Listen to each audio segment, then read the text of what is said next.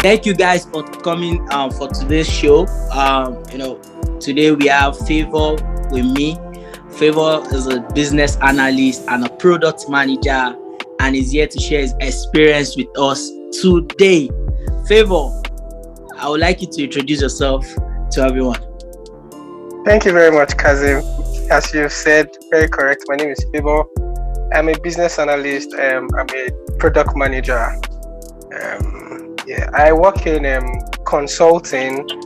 So a lot of people say that they work in the big fours. I don't work in the big four, but I do the jobs that they do in the big fours. I work in consulting. I do all the work they do there.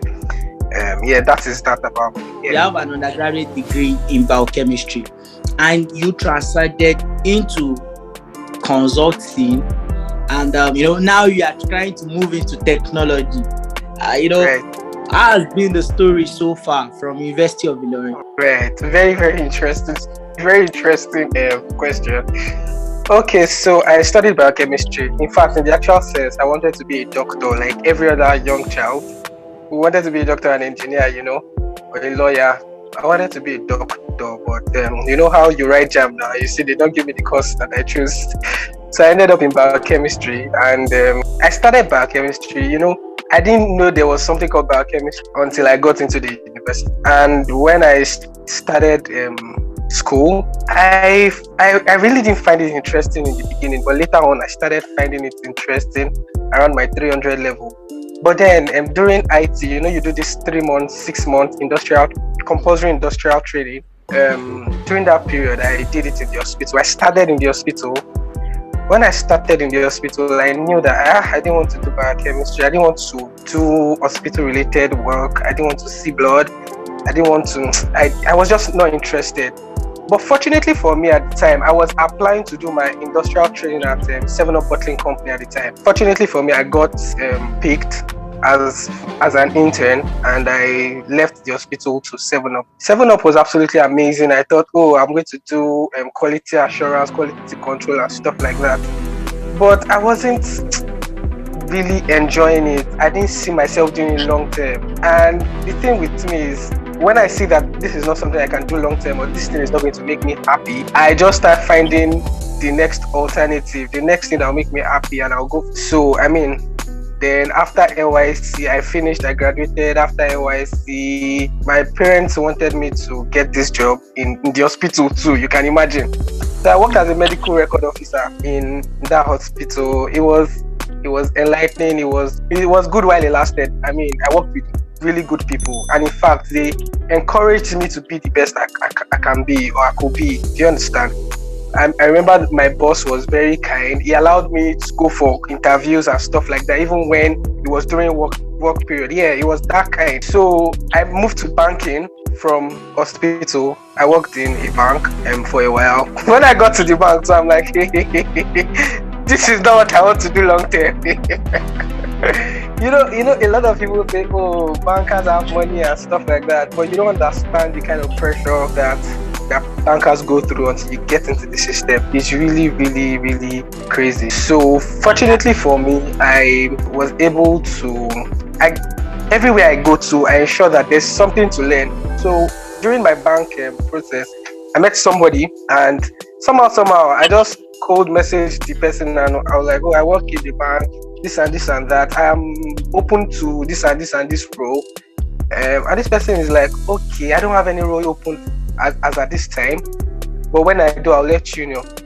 So some other time I just messaged the person randomly, and the person said, Favour, there's this analyst role that is opened in my organization. I don't know if it's something you like to do. And I said, why not? Of course, I'm very interested. And that was the beginning of my career in consult. And my career in consulting it took me from a place of like 100.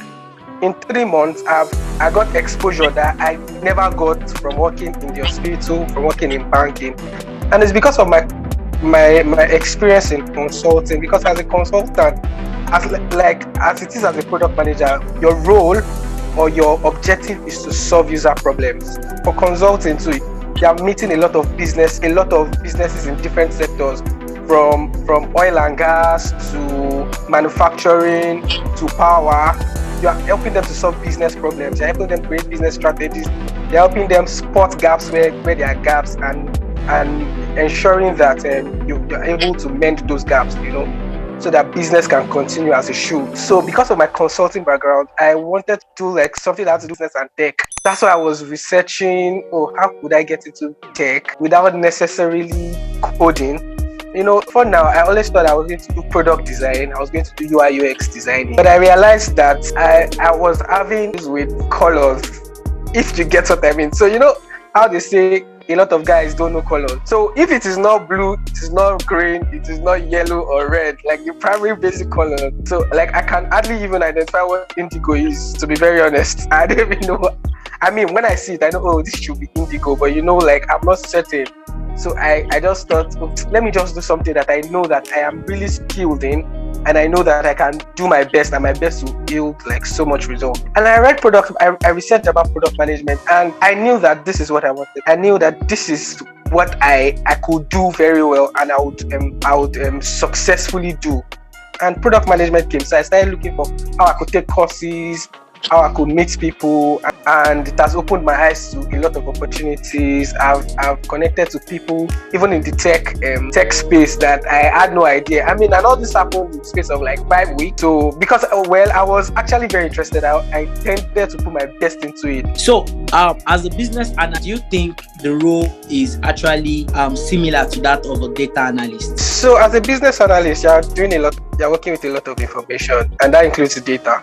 I mean, so aside from my role as a business analyst, I said earlier that I am a consultant. I'm a management consultant. I'm a business consultant. So I have had reasons to analyze data before on one particular project. The thing about consulting is you have the opportunity to work on different projects, and on different projects you have to wear different thinking hats. So for example, if I'm working with a manufacturing industry now, what they might want to do is say organization definition or organization review, and the next place I'll be working, what we'll be doing is process design, process redesign, you understand? And another place, what I can be doing there is market research.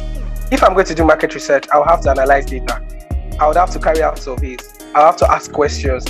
And one thing that is peculiar to everything or similar to everything is asking questions from process owners, from the users, from people that are, so for example, from staff members, because you are dealing with businesses, know what their pain points are, understanding their pain points, reconfirming their pain points, because you might think you understand their pain point. And then when you are creating the solution, you have created the solution, you've taken time to create the solution, you'll now realize that there's a gap even with the solution you have created and their pain points. You're not exactly in sync. Do you understand? As a business analyst, you will still have to work with data. Still have to work with data and analyze data to be able to get concrete information from it. So as a business analyst, do you think that was a layoff to you being a product manager? So do you know that before I started reading product management, I knew nothing about product management.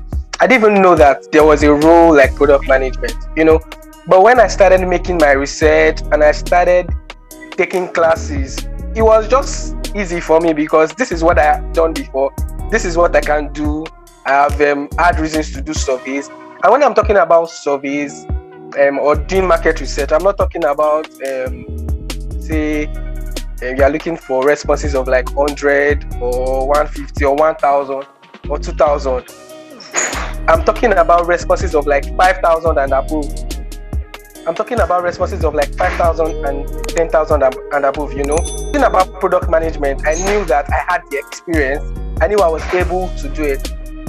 I knew it was something I could do and I could do well.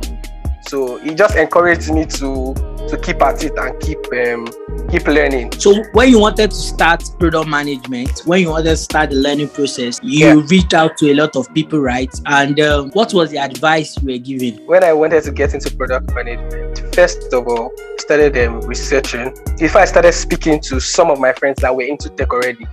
So I have a couple of friends that are into tech. One of them is my best friend. Funny how I currently work with him as a product specialist on his project. In fact, that was my first exposure actually to real life experience working as a product manager.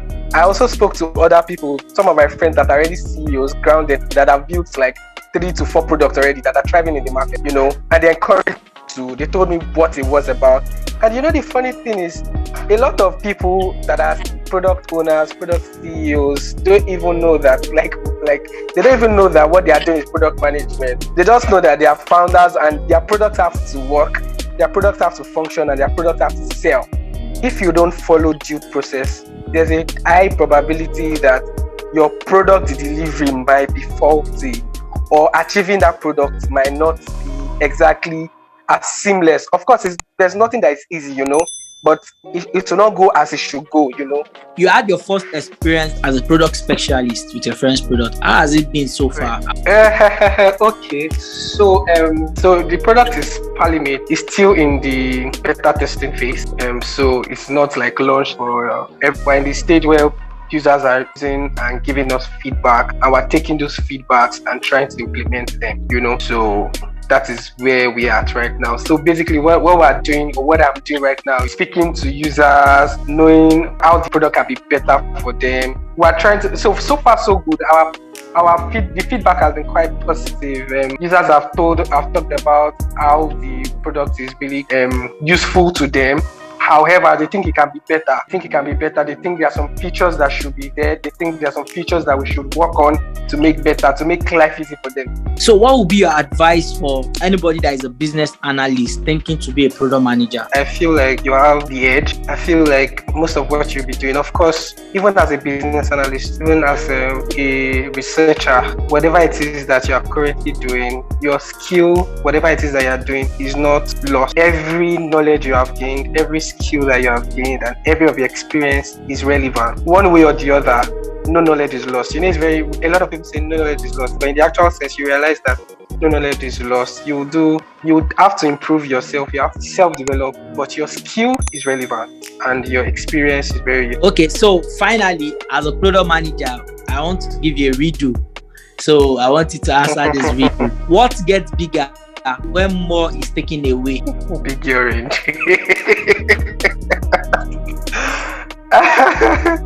Okay, so it's a whole gets bigger when more is taken away. I mean, so it's not like it gets bigger. There's just more space in it now. It gets bigger. It's just more space. I mean, it doesn't expand. It just has more space. So, thank you so much for coming on this show. It's really amazing. It's really a pleasure being on your show and your channel. Thank you so much. I'm really, really grateful. And well done. Keep doing what you're doing.